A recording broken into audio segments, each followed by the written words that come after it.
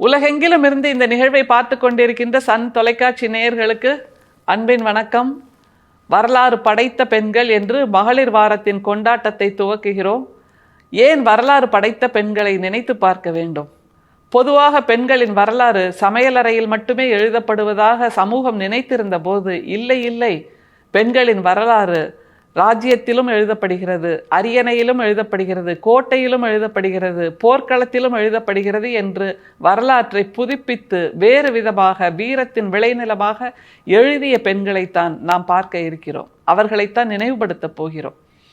இன்றைக்கு நாம் பார்க்கின்ற பெண்மணி யார் என்றால், ஆங்கில சிப்பாய்கள் கூட, ஆங்கில தளபதிகள் கூட அவரை பற்றி சொல்லும்போது இப்படி சொல்கிறார்கள்: போர்க்களத்தில் குதிரையின் கடிவாளத்தை பற்களில் கடித்துக்கொண்டு 2 கைகளாலும் வாளை சுழற்றிய அவருடைய வேகத்தையும் வீரத்தையும் பார்த்து நாங்கள் திகைத்து போனோம் என்று சொல்கின்ற அளவுக்கு வீரத்தின் விளைநிலமாக விளங்கிய அந்த பெண்மணி ஜான்சி ராணி லக்ஷ்மிபாய். வாழ்ந்தது மிக நீண்ட வருடங்கள் என்று நினைக்கிறோம். இல்லை, வெறும் 30 ஆண்டுகள் தான். 30 ஆண்டுகள் வாழ்ந்த அந்த ஜான்சி ராணி தான் இன்னும் வர இருக்கின்ற 300 ஆண்டுகளுக்கு, இன்னும் வர இருக்கின்ற 3000 ஆண்டுகளுக்கு பெண்களுக்கான அடையாளமாக, பெண்களின் வீரத்துக்கான அடையாளமாக இருக்கிறார். ஜான்சி ராணி பிறந்தது வாரணாசியில். அவருடைய இயற்பெயர் மணிகர்ணிகா. மனு என்று அவரை செல்லமாக அழைத்திருக்கிறார்கள். மணிகர்ணிகா எப்படி வளர்ந்தாள்?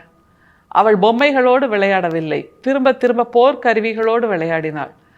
அவள் ஓடி ஆடி விளையாடவில்லை, வாள் ஏற்றம், குதிரை ஏற்றம், இப்படியாக வில்வித்தையோடு சேர்த்து கற்றுக்கொண்டாள். அவள் திரும்ப திரும்ப வீர விளையாட்டுகளைத்தான் தனக்கு பிடித்தமான விளையாட்டுகளாக வைத்து கொண்டிருந்தாள்.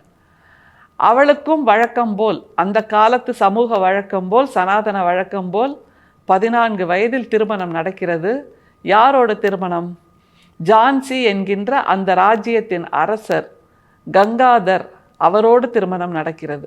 பொம்மைகளோடு விளையாடி கொண்டிருக்கின்ற வயதில் அவள் ஒரு குழந்தைக்கே தாயாகிறாள். தாமோதர் ராவ் என்று பெயரிடப்பட்ட அந்த குழந்தை பிறந்து 4 மாதத்திலேயே இறந்து விடுகிறது. அரசனும் அரசியுமாக இருக்கக்கூடியவர்கள் நம்முடைய கங்காதர் ராவும் நம்முடைய ஜான்சி ராணியும் மிகவும் வருத்தப்படுகிறார்கள்.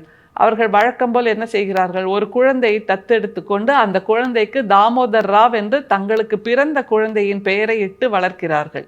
தத்தெடுத்த மகனுக்கு அரசனாக முடிசூட்டுவதற்கு முயற்சி செய்கிறார்.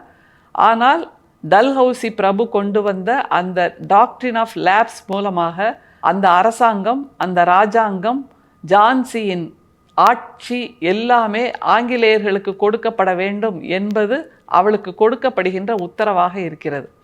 இந்த சூழலில் ஜான்சி ராணி என்ன செய்தாள், எப்படி போரிட்டாள் என்பதனால்தான் நாம் அவருடைய வரலாற்றை இன்னமும் பேசிக்கொண்டிருக்கிறோம். ஆங்கிலேயர் ஆட்சி காலத்தில் டல்ஹவுசி பிரபு என்கின்ற ஒரு பிரபு தான் ஆளுநராக இருந்திருக்கிறார். அவர் கொண்டு வந்த சூழ்ச்சி திட்டம்தான் அவகாசியிலி கொள்கை அல்லது டாக்ட்ரின் ஆஃப் லேப்ஸ். அது என்னது டாக்ட்ரின் ஆஃப் லேப்ஸ் என்றால், இப்படியாக நேரடி வாரிசுகள் இல்லாத நிலையில் அந்த ராஜாங்கங்கள், அந்த அரசுகள், அந்த கோட்டைகள், அந்த ராஜ்யம் எல்லாமே ஆங்கில அரசுக்கு சொந்தமாகிவிடும், ஆங்கில அரசு அதை கைப்பற்றிவிடும் என்பதாக ஒரு சூழ்ச்சி திட்டத்தை அன்றைய ஆளுநர் கொண்டு வந்திருக்கிறார். அதற்கு எதிராக நம்முடைய ஜான்சி ராணி போரிட துவங்குகிறார்.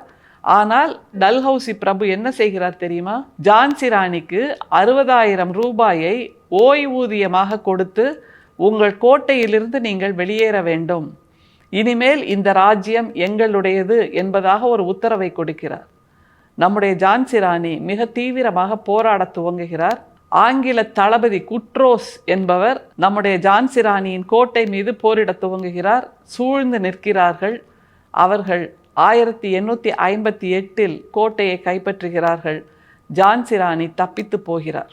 ஆங்கிலேயர்கள் ஜான்சியை கைப்பற்றுகிறார்கள், ஆனால் ஜான்சி ராணியை கைப்பற்ற முடியவில்லை. ஏனென்றால் ஜான்சி ராணி தனக்காக ஒரு பெரும் படையை உருவாக்குகிறார். அதில் பெண்கள் இடம்பெற்றார்கள், பெண்கள் போர் வீரர்களாக இடம்பெற்றார்கள் என்பதனால்தான் அவருடைய பெயர் இன்றளவும் சரித்திரத்தில் பேசப்படுகிறது. போர்களுக்கும் பெண்களுக்கும் சம்பந்தம் இல்லை என்று சமூகம் சொல்லிக் கொண்டிருந்த போது, இல்லை, போர் வீரர்களாக பெண்களும் உருவாக வேண்டும் என்று உருவாக்கியவர் நம்முடைய ஜான்சி ராணி லக்ஷ்மிபாய். போர் புரியும் போது அவருக்கு 2 எண்ணங்கள் தான். ஒன்று, தன்னுடைய மகனுக்கான தாயாகவும் அவர் போரிடுகிறார். இன்னொன்று, அந்த தேசத்தின் மக்களை காக்கின்ற அரசியாகவும் அவர் போரிடுகிறார். அவர் போர்க்களத்தில் ஆண் வேடம் தரித்து போரிடுகிறார் என்பது தகவல்கள். ஏன் ஆண் வேடம் என்றால், அவருடைய அடையாளம் அந்த ஆங்கிலேயர்களுக்கு தெரியக்கூடாது என்பதனால் அவர் ஆண் வேடம் தரித்து மிக வீரமாக மிக தீரமாக போரிட்டார். அதிலும் தன்னுடைய குழந்தையை இடுப்பில் சுமந்து கொண்டு அவர் போரிட்டதாக சொல்கின்ற காட்சிகள் எல்லாம் இன்றளவும் பேசப்பட்டு வருகின்றன.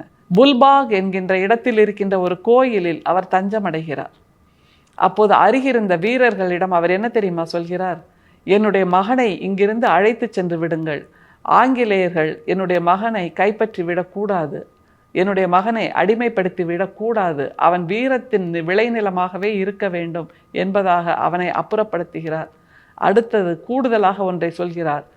என்னுடைய சாம்பல் கூட ஆங்கிலேயர்களுக்கு கிடைக்கக்கூடாது. ஜான்சி வேண்டுமானால் கிடைத்திருக்கலாம், ஜான்சி ராணி ஆங்கிலேயர்களின் கைகளில் கிடைக்கக்கூடாது, என்னுடைய சாம்பலும் கிடைத்து விடக்கூடாது, எனவே என்னை முற்றிலுமாக எரித்து விடுங்கள் என்று சொல்லி வீரமரணம் அடைகிறார் நம்முடைய ஜான்சி ராணி.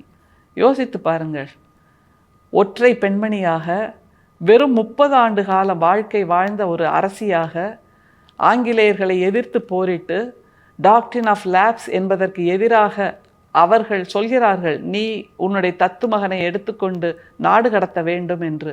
இல்லை, நான் என்னுடைய தத்து மகனை நாடு கடத்த மாட்டேன், உங்களுக்கு எதிராக போரிடுவேன் என்று போரிட்ட அந்த வீரம், பெண்களையும் போர் வீரர்களாக உருவாக்கிய அந்த தீரம், தாய்மை கனிவோடு என்னுடைய மகனை நீங்கள் ஆங்கிலேயர்களின் கையில் சிக்க வைத்து விடாதீர்கள் என்று சொன்ன அந்த தாய்மையின் ஈரம், இது எல்லாமாக சேர்ந்துதான் ஜான்சி ராணி லக்ஷ்மிபாயை இன்றளவும் நாம் கொண்டாடுவதற்கான காரணமாக அமைகிறது. வாரணாசியில் மணிகர்ணிகாவாக பிறந்தாள், மனுவாக வளர்ந்தாள், ஜான்சியின் ராணியாக லக்ஷ்மி என்று அவள் செல்லமாக அழைக்கப்படுகிறாள். ஜான்சியின் மக்கள் அவளை லக்ஷ்மி பாய் என்று கொண்டாடுகிறார்கள், லக்ஷ்மி தெய்வம் என்று கொண்டாடுகிறார்கள் என்றால் அது எதற்காக? வரலாற்றை படைத்த வீர பெண்மணியாக ஜான்சி ராணி இருப்பதனால்தான். வரலாறுகள் எப்போதுமே யாரால் எழுதப்படும் என்றால், எந்த சூழ்ச்சி வந்தாலும் எந்த சூழல் வந்தாலும் யார் நெஞ்சை நிமிர்ந்து பார்க்கிறார்களோ, யார் அச்சமில்லாமல் நிமிர்ந்து பார்க்கிறார்களோ, யார் கையில் வேலும் வாளுமாக தூக்கி கொண்டு அந்த சூழலையே இல்லாமல் ஆக்குகிறார்களோ, யார் தங்களுடைய விவேகத்தால் தங்களுடைய வேகத்தால் சூழ்நிலைகளை வெல்கிறார்களோ, அவர்களை கொண்டுதான் வரலாறுகள் படைக்கப்படுகின்றன. அப்படி வரலாறு படைத்த பெண்ணாக ஜான்சி ராணி லக்ஷ்மிபாய் இருக்கிறார். வாழ்ந்தது 30 ஆண்டுகள் தான். ஆனால் அவளுடைய சாதனையை நாம் காலம் உள்ளளவும் பேசுவோம். மீண்டும் பேசுவோம். நன்றி, வணக்கம்.